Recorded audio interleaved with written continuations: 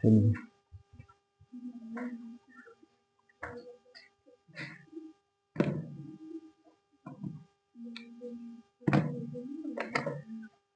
Ink भर देते।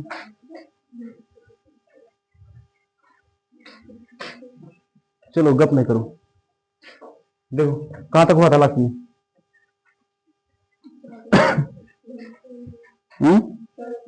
पूरा हो गया था, बन गया था ना सबसे, तो बनाई थी रे।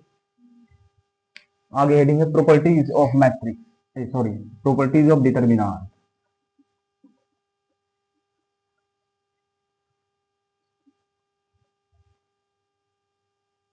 प्रॉपर्टीज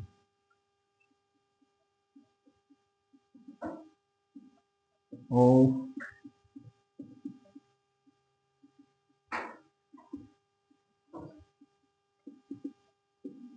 डिटरमिनेंट, यानी सारणिक का गुणधर्म, ये सारणिक के गुणधर्म।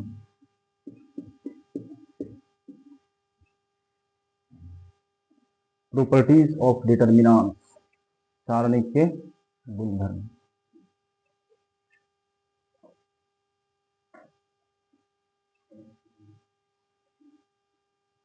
ये कौन सी हो रहा है?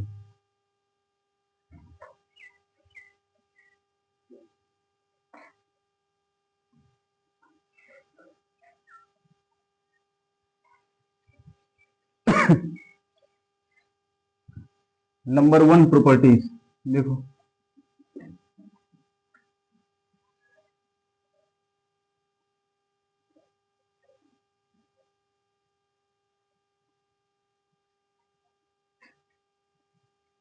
पहला प्रॉपर्टीज है, ध्यान से सुनना पहले और समझना, लिखना बाद में। यदि किसी सारणिक के प्रत्येक, यदि किसी सारणिक के पंक्ति यानी रो या स्तंभ यानी कॉलम, यदि किसी सारणी के पंक्ति या स्तंभ को आपस में परिवर्तित कर दिया जाए, आपस में परिवर्तित कर दिया जाए तो सारणिक का मान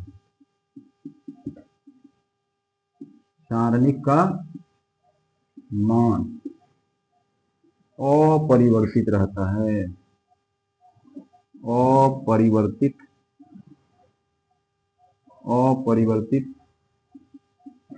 रहता है। क्या है समझे? जैसे देखो, यदि किसी सारणी के पंक्ति या स्तंभ को क्या कर दिया जाए, बदल दिया जाए, तो सारणी का मान क्या रहता है? अपरिवर्तित, यानी जो पहले सारणी का मान था वही सारणी का मान रहेगा।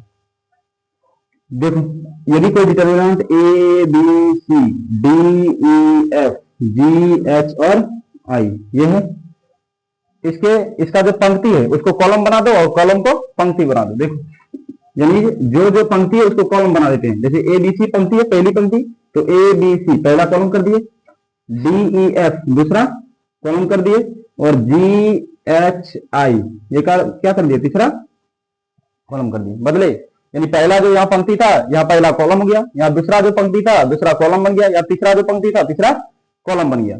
यानी इस तरह बदलने पर जो इस सारणी का मान आएगा वही इस सारणी का मान आएगा, यानी दोनों सारणी का मान क्या होगा? आपस में बराबर होगा। समझिए बात?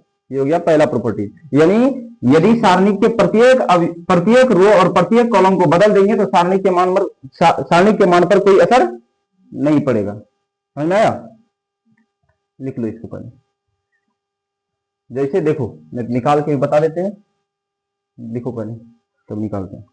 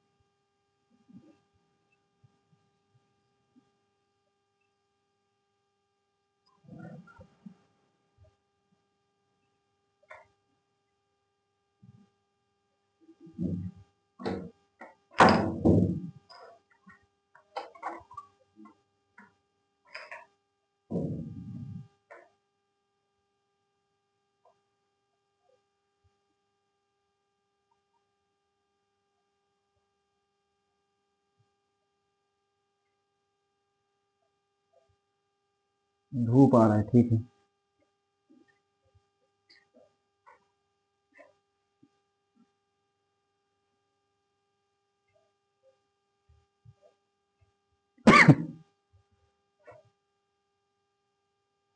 अच्छा, इसको ये भी बोल सकते हैं डिटर्मिनांट का परिवर्त, ट्रांसपोज ऑफ डिटर्मिनांट बोल सकते हैं।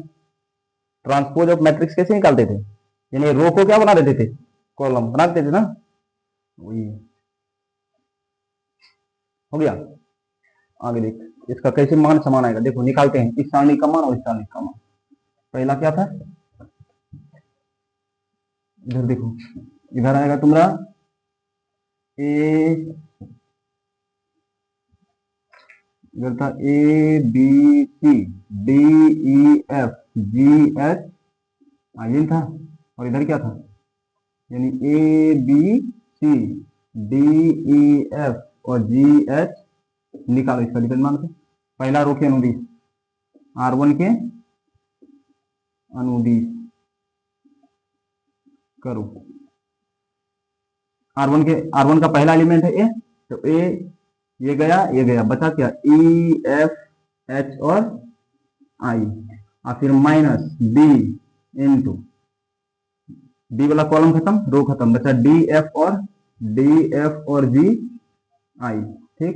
अब प्लस सी इंटू ये वाला रो कॉलम खत्म, ये रो खत्म, बचा D E G H, D E और जी एच, बचा।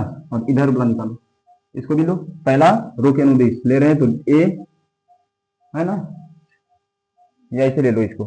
पहले कॉलम के पहले इसी का निकालो, एल एच एच सी लिख दो, एल एच एच सी। देखना ये हो गया एल एच एच मेरा पार्ट, और ये हो गया ये वाला पार्ट आर एच एच। इसका मान निकाल यहां से, ए इंटू क्या हो जाएगा, E I minus H F होगा, minus B into D I minus G F plus C into D H minus E G, होगा ना। यानी इस डिटर्मिनेंट का मान निकल गया ये। अब देखो आर एच एस सी, चलो देखो आर एच एस क्या है, determinant of A B C D E F और जी एच आई है। देखो इसमें ए बी सी ये वाला एलिमेंट था, है ना।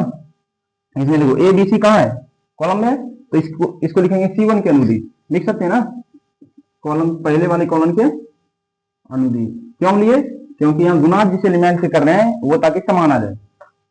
संख्या में अगर डिटरमिनेंट आता तो कहीं से ले सकते थे, मान बराबर आता। यहाँ संख्या में ना है, यहाँ किस में है, लेटर में है, तो लेटर में जिधर से समान दिख रहा है उधर से ले लिए, समझे। और संख्या में आता तो किसी से भी ले सकते थे, कहीं भी आंसर सेम ही आता। चलो पहले पहले वाला कॉलम क्या नहीं, इसका चिन्ह याद होगा, पहला वाला plus minus plus minus plus minus, अब प्लस माइनस प्लस चिन्ह होता है। कॉलम वाला में पहले प्लस, उसके बाद माइनस, उसके बाद प्लस। लो C1 के अनुदिश ले रहे तो पहला एलिमेंट ए इंटू ये गया, बचा क्या ई एच एफ और आई, ई एच एफ और आई, उसके बाद माइनस यानी माइनस बी इंटू क्या बचा माइनस बी, इसका रो इसका कॉलम खत्म, D G F I, D G F I. इसके बाद तीसरा एलिमेंट प्लस में ना, प्लस में, तो तीसरा एलिमेंट है सी, प्लस सी इंटू ये रो खत्म, ये कॉलम खत्म, बचा D G E H, D G E H आया। देखो A into E I minus H F होगा, minus D into D I minus F G होगा, plus C into D H minus E G होगा। देखो LHS क्या आया था, E I minus H F minus B into D I minus G F या F G लिखो, बताओ बराबर है। Plus C into D H minus E जी, यहाँ पे डी एच माइनस ई जी है ना, ये एच है, डी एच माइनस ई जी, क्योंकि यहाँ आ गया तुम्हारा एल एच एच बराबर आर एच एच, दोनों मैट्रिक्स से डिटरमिनेंट सेम आया ना, तो हो गया, ये लिख लो।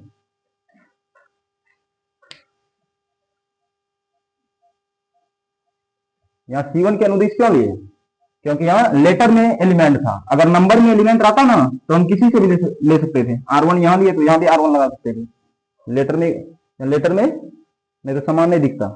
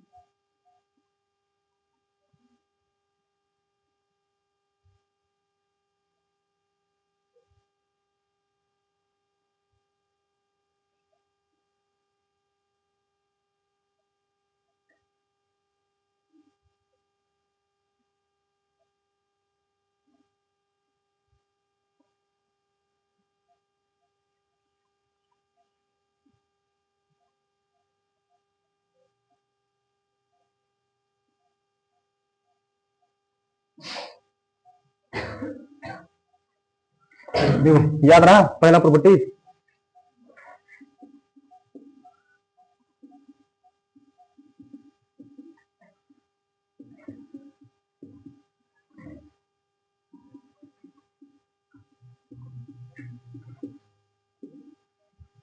याद रहा, बताओ क्या था। हम्म हम्म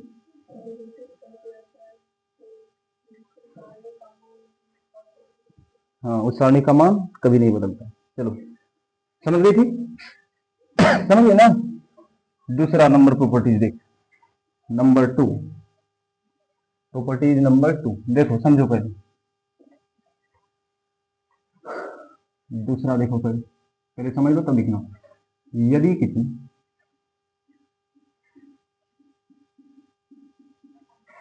सारणी के किसी दो पंक्ति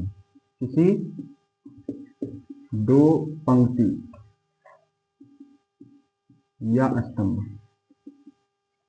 किसी दो पंक्ति या स्तंभ को आपस में परिवर्तित कर दिया जाता है, आपस में बदल दिया जाए, लिख दो परिवर्तित कर दिया जाए, आपस में परिवर्तित कर दिया जाए, तो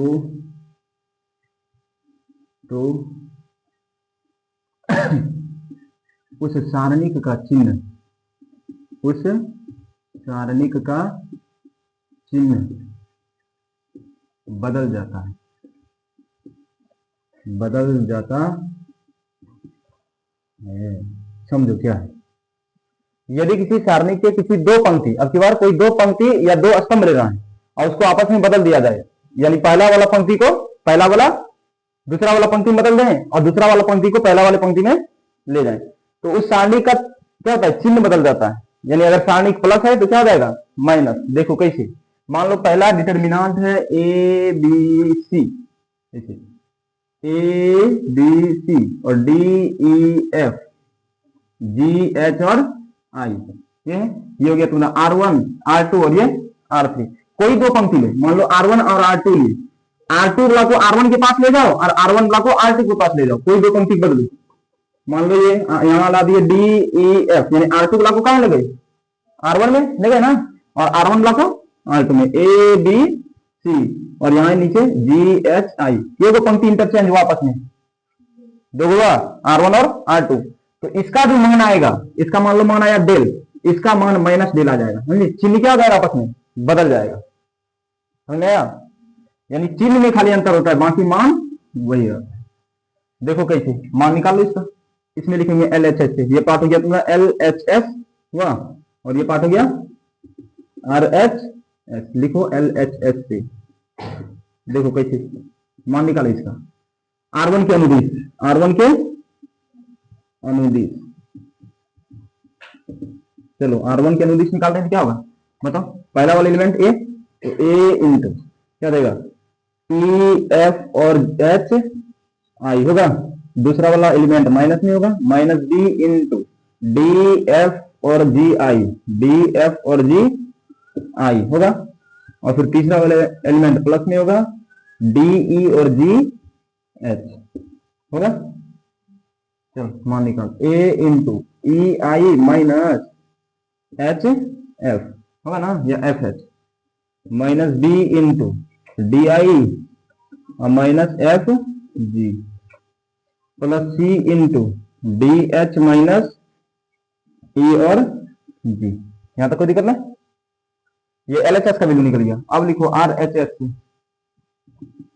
आर एच एस से देखो आर एच एस क्या है, D E F A B C और जी एच, और यहाँ किसके निर्देश निकालेंगे, एलिमेंट क्या आया ए बी सी, इधर देखेंगे गुना में, तो यहाँ ए बी सी कहाँ दिख रहा है, दूसरे वाला रो में। तो R2 के अनुदिश, R2 के अनुदिश निकाल। देखो R2 वाला का पहला एलिमेंट चिन्ह याद रखना हमेशा, पहला plus minus plus minus plus minus plus minus plus होता है। देखो ध्यान से, R2 वाला का पहला एलिमेंट माइनस में, तो माइनस ए हो जाएगा, होगा इनटू गया ये इसका रो, इसका कॉलम खत्म, बचा ई एफ और एच आई बचेगा ना, ई एफ और एच आई। दूसरा वाला एलिमेंट प्लस में, तो प्लस बी इंटू, तो ये वाला कॉलम खत्म, ये वाला रो खत्म, खत्म बचा क्या, डी एफ और जी आई।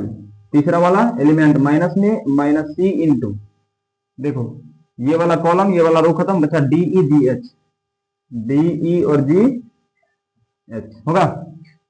देखो माइनस ए इंटू बनाकर E I minus H F होगा, plus B into D I minus F G, minus C into D H minus E G होगा ना, D H minus E G. देखो यहाँ minus common ले लो, सबसे minus दिख रहा है कॉमन, तो क्या हो जाएगा, माइनस कॉमन निकलेंगे तो बचेगा खाली ए into E I minus H F बचेगा। यहाँ प्लस होगा तो माइनस, माइनस कॉमन निकल गया ना, तो माइनस गुना माइनस क्या हो जाएगा प्लस, या माइनस हो जाएगा minus B into D I minus F G. यहाँ माइनस कॉमन निकाल लिया, बचा यहाँ plus C into D H minus E G. ये बात समझ में आया है। देखो अब इसका वैल्यू करता है, देखो तो माइनस ए इंटू ये एलएचएस की वैल्यू, ये जो वैल्यू है एलएचएस के बराबर है A into E I minus H F, E I minus H F, minus B into D I minus F G, D I minus F G, plus C into D H minus आया।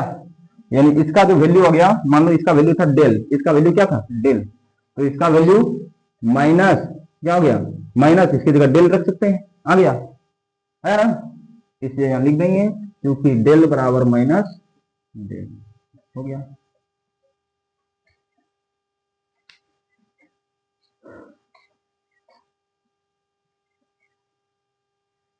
तुमने book में नहीं दिया है properties of determinant, समझे, दिया है नहीं दिया है।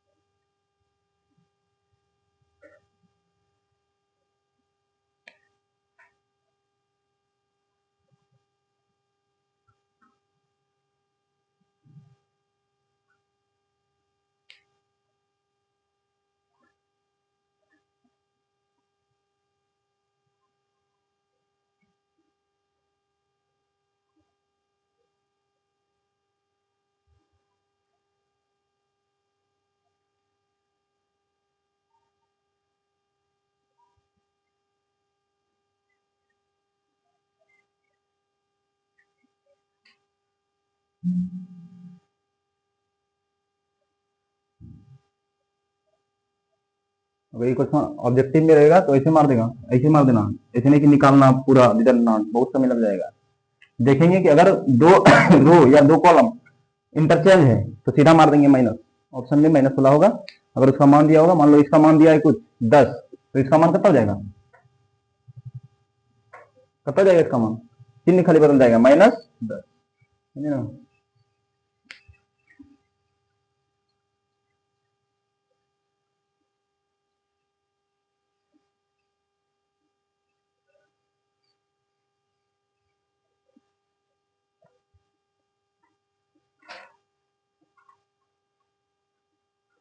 हो गया, चलो आगे देखते हैं।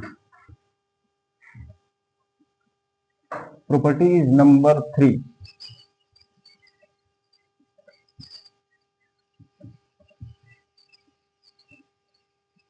प्रॉपर्टीज नंबर 3 देखो, तीसरा प्रॉपर्टीज क्या है।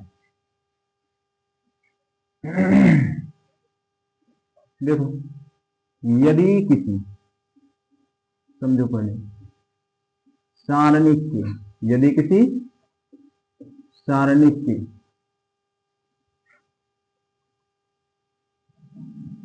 प्रत्येक,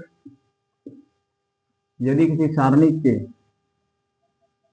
एक पंक्ति या स्तंभ, यदि किसी सारणी के एक पंक्ति या स्तंभ का प्रत्येक अवयव, का प्रत्येक अवयव मतलब एलिमेंट, प्रत्येक अवयव शून्य हो, प्रत्येक अवयव शून्य हो, तो सारणिक का मान भी, तो सारणिक का मान भी शून्य प्राप्त होता है, शून्य होता है। देखो क्या है ये, यदि किसी सारणी के एक पंक्ति या एक स्तंभ का प्रत्येक अवयव शून्य हो तो सारणिक का मान भी शून्य होता है। कैसे? मान लो कोई एक, मान लो ये 0 0 0, पहला पंक्ति तीनों 0 है, दूसरा ए बी सी और तीसरा पंक्ति डी ई एफ। पहला पंक्ति क्या है? पहले पंक्ति का प्रत्येक अवयव यानी प्रत्येक एलिमेंट क्या है? शून्य दिख रहा है। या पंक्ति भी हो सकता है या कॉलम भी हो सकता है। या 0 0 0 A D E G H आई, ये दूसरा डिटर्मिनेंट, दूसरे डिटर्मिनेंट वाले का पहला कॉलम का प्रत्येक अवयव क्या है? शून्य है ना। या यानी कोई एक पंक्ति या कोई एक कॉलम, अगर कोई एक पंक्ति या कोई एक कॉलम का प्रत्येक अवयव शून्य हो तो पूरे डिटर्मिनेंट का वैल्यू क्या निकल जाता है? 0। दिमाग में आया? समझे ना। कोई एक पंक्ति या कोई एक कॉलम देखना है, उसका प्रत्येक एलिमेंट देखना है, शून्य है तो पूरा डिटर्मिनेंट का वैल्यू शून्य हो जाएगा। देख आगे चौथा, यह एग्जांपल देखो, बताओ इसका वैल्यू क्या होगा, निकालना है। 1 2 3 0 0 0 5 6 7, इसका वैल्यू कितना होगा? शून्य होगा। समझे ना। आगे प्रॉपर्टी नंबर 4 देखो, यदि किसी सारणिक के, यदि किसी सारणिक के किसी दो पंक्ति, यदि किसी सारणिक के कोई दो पंक्ति या स्तंभ समान हो, यदि किसी सारणी के कोई दो पंक्ति या स्तंभ समान हो तो उस सारणिक का मान, तो उस सारणिक का मान भी शून्य होगा, शून्य होगा। देखो ये क्या है, यदि किसी सारणी के कोई दो पंक्ति, अब की बार कोई दो पंक्ति या कोई दो स्तंभ अगर आपस में समान है तो उस सारणी का मान क्या होगा? शून्य होगा। समझे कैसे? देखो मान लो ये डिटर्मिनेंट है ए बी सी और ये भी ए बी सी और जी एच आई। बताओ यहाँ R1 और R2 क्या दिख रहा है? समान दिख रहा है, दिख रहा है ना। क्योंकि यहाँ R1 इक्वल्स टू R2 दिख रहा है, इसलिए इसका वैल्यू क्या हो जाएगा? 0। कोई दो पंक्ति या कोई दो कॉलम अगर आपस में समान है तो उस डिटर्मिनेंट का वैल्यू 0 आ जाएगा। बताओ दूसरा एग्जांपल, एग्जांपल नंबर 1, जैसे 1 2 3 9 7 8 1 2 3, इसका वैल्यू कितना होगा? है क्यों? R1 और R3 समान है। दूसरा बताओ 197 640 197, क्या होगा इसका वैल्यू? क्यों? हाँ C1 and C3 are equal, इसका वैल्यू हो जाएगा 0, डिटर्मिनेंट का वैल्यू 0। देखो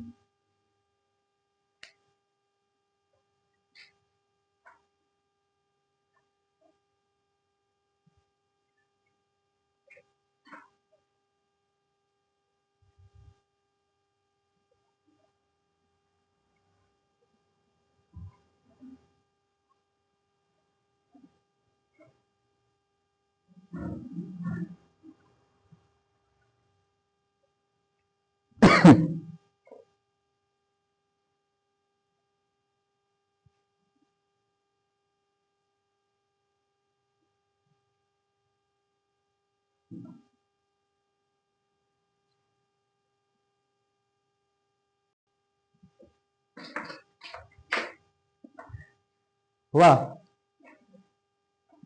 चल आगे देख क्या रे।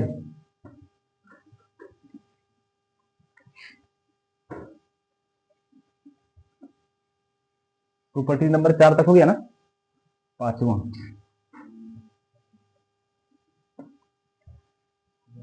प्रॉपर्टी नंबर 5 लास्ट निकाल की कौन प्रॉपर्टी? पढ़ो पूरा थोड़ा।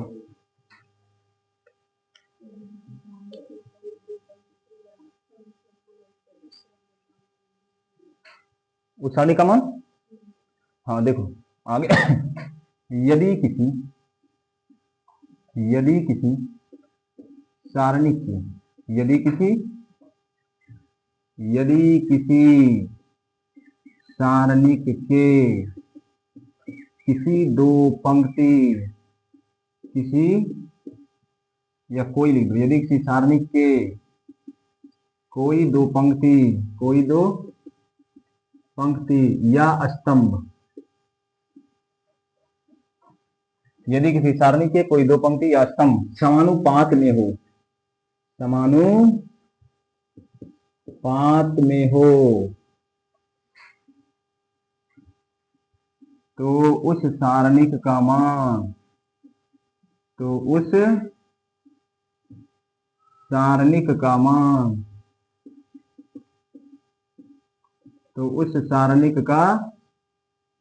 मान इसका पूछेंगे हम अभी तुरंत, याद रहा कि नहीं रहा। तो उस सारणिक का मान शून्य होता है। देखो समझो, यदि किसी सारणी के कोई दो पंक्ति लेना है, कोई दो पंक्ति या कोई दो स्तंभ अगर समानुपात में हो, समानुपात का मतलब समान अनुपात। देखो कैसे, मान लो ये 1 2 क्या है 4 है, ये 2 4 ये 8 है, ये 3 6 ये 9 है, 3 6 कुछ कर दो, 3 6 या 9, चलो 3 6 या 9 है। इसका देखो ये हो गया R1 और ये हो गया R2।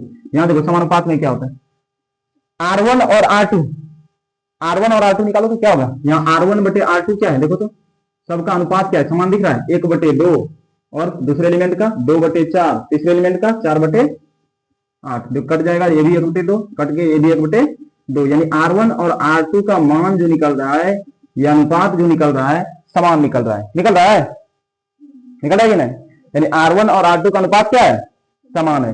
अगर R1 और R2 कोई दो पंक्ति हो या कोई दो स्तंभ का अनुपात अगर समान हो तो उस डिटरमिनेंट का वैल्यू क्या हो जाएगा, 0 हो जाएगा। बात समझ में आया कि ना आया? निकालेंगे तो 0 ही आएगा, निकाल के बता दें कि छोड़ दें? निकालेंगे अपने ना, निकालेंगे, यानी क्या पता चला इससे, कोई दो पंक्ति या देखो अब केवल कॉलम ले लो, 1 6 3 2 12 और 6, ठीक, और 9 7 5, यहां देखो तो C1 बटे C2 का वैल्यू निकालो तो क्या है, 1 बाई 2 1 बाय 2, इधर हो जाएगा 6 बाय 12, इधर हो जाएगा 3 बाय 6। देखो दिख रहा है 1 बाय 2 अनुपात, 1 बाय 2 1 बाय 2 1 बाय 2, यानी कोई दो पंक्ति या कोई दो कॉलम का अगर रेशियो समान है तो उसका वैल्यू, उस डिटरमिनेंट का वैल्यू क्या रहेगा, 0। समझ में आया? लिख लो।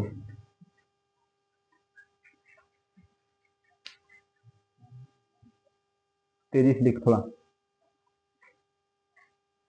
टोटल प्रॉपर्टीज बता दी अभी। एक दो और है, इसको भी कर लेंगे, तुमने सिलेबस से हटा दिया है।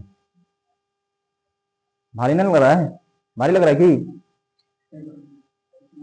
नहीं? भारी लग रहा है, कैसा लग रहा है?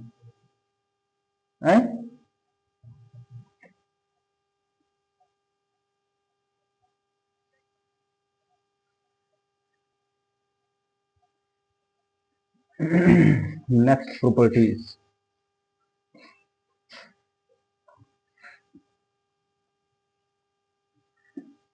प्रॉपर्टीज नंबर 7 के 6 होगा।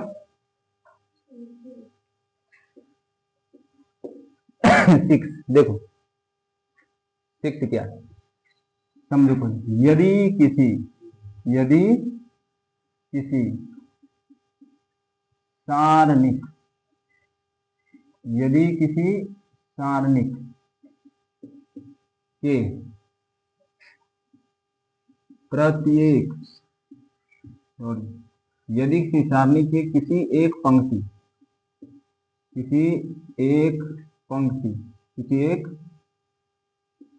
पंक्ति या स्तंभ के प्रत्येक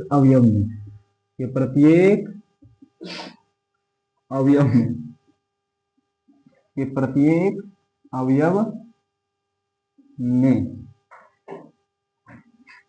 किसी कांस्टेंट से गुना किया जाए, लिख दो के से गुना किया जाए, के से गुना कर दिया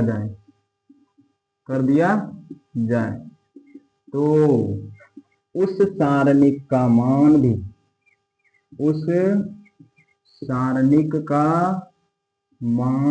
भी के गुना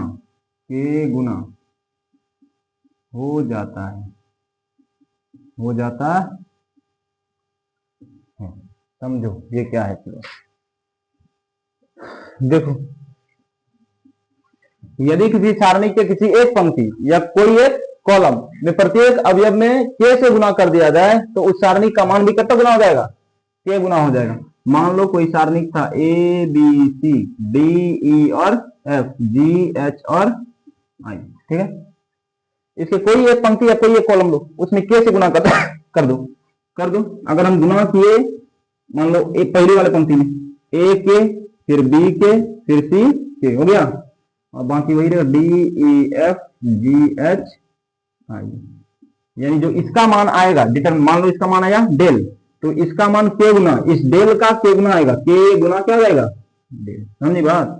यानी जिससे गुना करेंगे जिस कांस्टेंट से उतने गुना क्या हो जाएगा, उसका डिटरमिनेंट हो जाएगा। समझी बात कि नहीं समझी? एग्जाम्पल देखो, और एग्जाम्पल नंबर 1, इसका मान बताओ तो। मान लो 1 2 3 4 5 6 7 8 और 9 है। इसमें देखो 2 से गुना कर रहे हैं, या 2 गुना इसलिए तो 2 गुना 1 2 गुना 2 2 गुना 3, किससे गुना किए 4 5, पहला रो में किससे गुना किया 3 से, है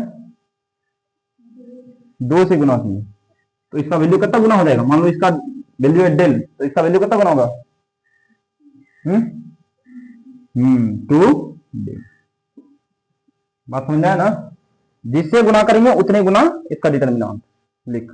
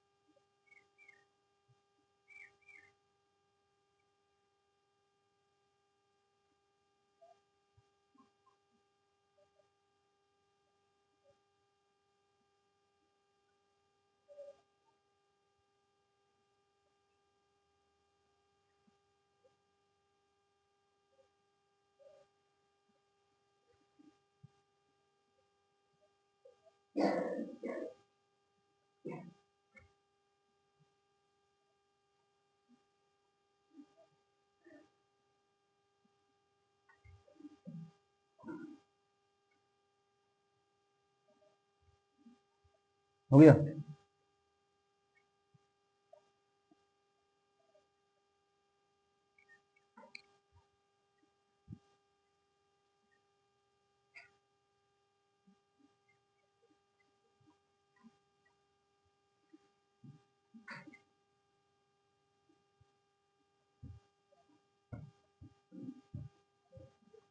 चलो अब बताओ, बताओ साक्षी तुम, पहला प्रॉपर्टीज याद रहा?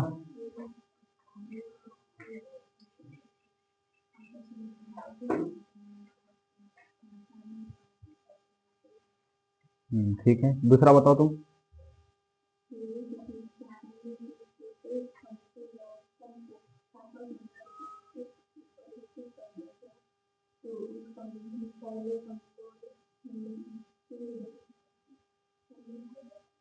चलो तुम बताओ तीसरा, प्रॉपर्टीज नंबर 3।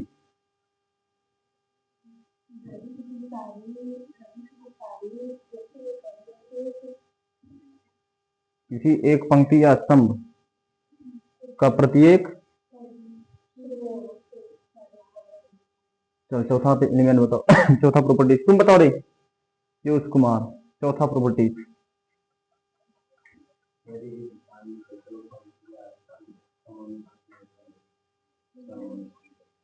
समान अनुपात में हो तो सारणी का वैल्यू शून्य होगा। चल पांचवा,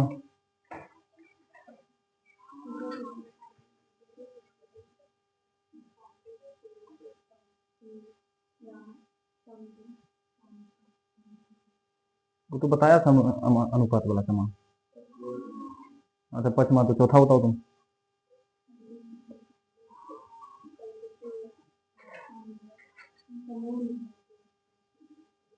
क्या समान हो, फिर से बोलो।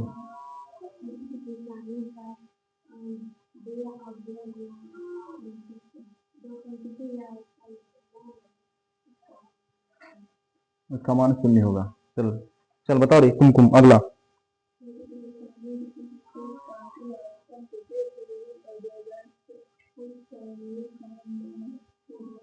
बड़ा स्पीड से बोली। चल तुम बताओ लास्ट वाला। खत्म हो गया। चलो तब ठीक है। देखो अब एक्सरसाइज 4.2 आ जाओ, प्रश्नावली 4.2।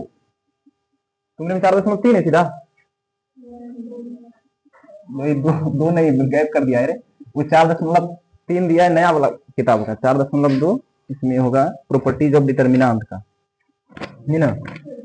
देखो एनसीईआरटी अब निकालो किताब, सवाल बना लेगी सब। क्वेश्चन नंबर 4.2 का हम सवाल लिख देते हैं खाली। एक नंबर सवाल है कि इसका मान 0 कैसे होगा बताना है। गुणधर्म का प्रयोग करके सिद्ध कीजिए कि सभी डिटर्मिनेंट्स का वैल्यू क्या है शून्य। नंबर 1 है ये X Y Z A B C, और इधर है X plus A Y plus B और जेड प्लस सी। इसका मान बताना है शून्य होगा। सारणी के गुणधर्म का प्रयोग करके, प्रॉपर्टीज ऑफ डिटर्मिनेंट्स का यूज करके बताना है इस डिटर्मिनेंट का वैल्यू क्या होगा, शून्य होगा। सिद्ध करना है, बताओ कैसे सिद्ध करेंगे, दिमाग लगाओ। क्या करेंगे हो जाएगा काम, बताओ। C1 प्लस C2, हाँ वाह दिमाग लगा दी। यानी अगर हम C1 को चेंज करके या C2 को चेंज करके C1 प्लस C2 कर दें हो जाएगा काम, होगा। हाँ C1 change C1 plus C2 कर सकते हैं, या इसी को करेंगे C2 change C1 plus C2, किसी एक को चेंज कर दो, या ये भी कर सकते हैं। देखो तो इसमें अगर ए घटा देंगे तो काम ना हो जाएगा, एक्स बचेगा, यानी C3 माइनस C2। यानी अगर अगर हम C3 चेंज करके C3 change C3 minus C2 कर दें तो हो जाएगा काम, होगा कि नहीं होगा? नहीं होगा, कोई एक काम कर दो काम हो जाएगा। देखो पहले वाला कर दो, C1 change C1 plus C2, तो C1 चेंज कर रहे हैं C1 प्लस C2 यानी x प्लस ए हो जाएगा, C1 plus C2 y plus B. Change कौन हो रहा है C1 ना, तो C1 चेंज कर रहे हैं y प्लस बी। C3 यानी C1 प्लस C2 यानी Z प्लस C होगा। C1 तुम्हारा हो गया चेंज, अब C2 वही रहेगा। C2 क्या A B और C, और C3 वही X plus A Y plus B और Z प्लस C। और हम जानते हैं प्रॉपर्टीज का गुणधर्म, यदि किसी सारणी के कोई दो पंक्ति या कोई दो कॉलम अगर समान हो तो उस डिटरमिनेंट का वैल्यू क्या होगा, शून्य होगा। लिखेंगे सारणी के गुणधर्म से, सारणी के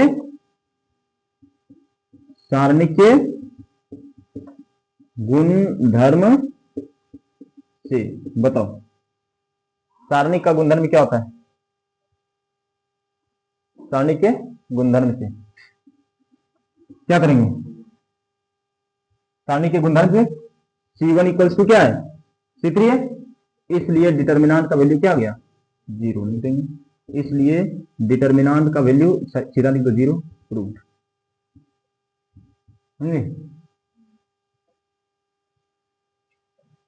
देखो, या इसको बनाने का एक और तरीका है, क्या, एक प्रॉपर्टीज हम नहीं लिखाए हैं, सातवां प्रॉपर्टीज लिखा देंगे, लिख लो फिर इसको।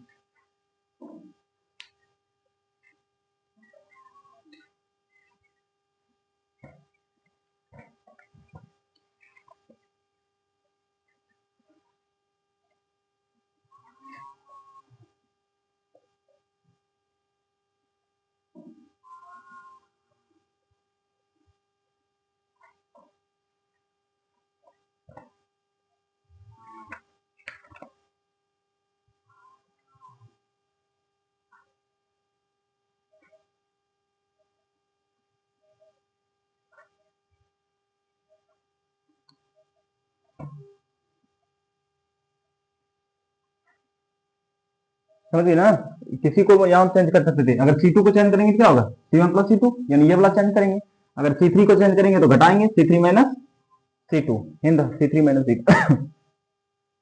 दूसरा नंबर सवाल है, दूसरा नंबर सवाल कहां गया,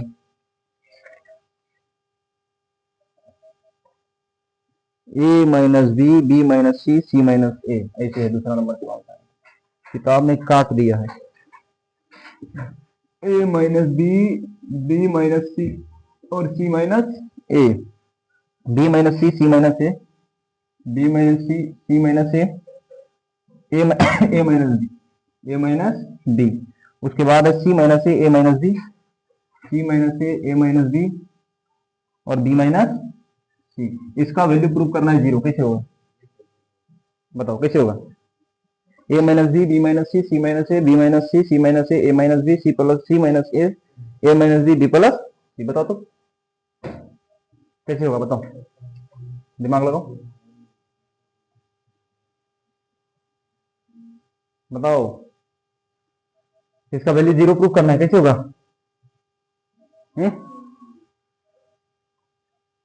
कैसे होगा रे, क्या करेंगे, R1 माइनस R2 करेंगे क्या होगा, कुछ मिलेगा, R1 माइनस R2 करेंगे क्या मिलेगा, सी माइनस ए मिलेगा, तो सी माइनस ए का क्या करेंगे हम,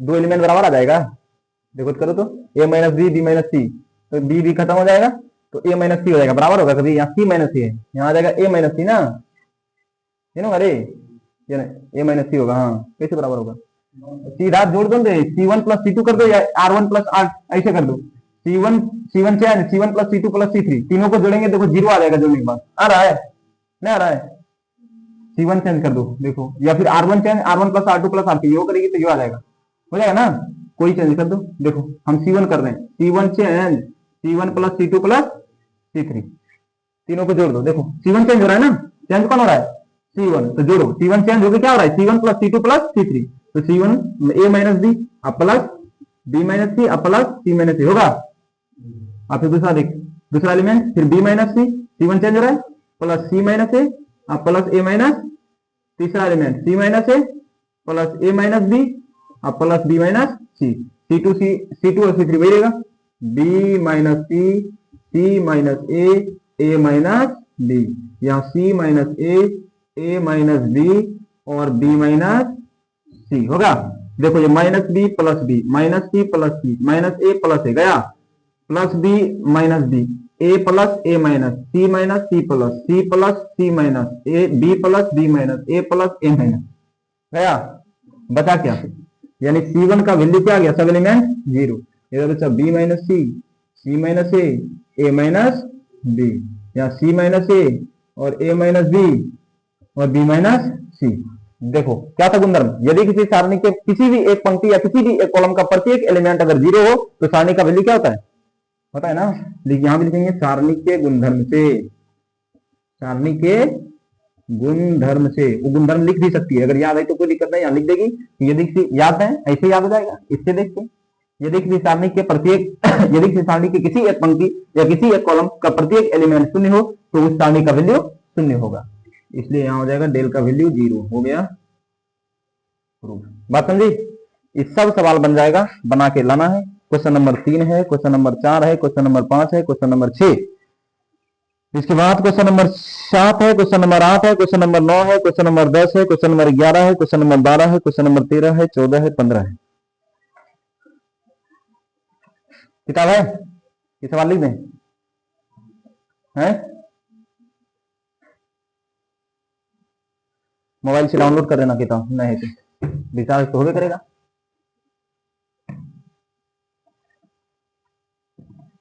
आमथरवा खाल डाउनलोड नहीं करना, समझी।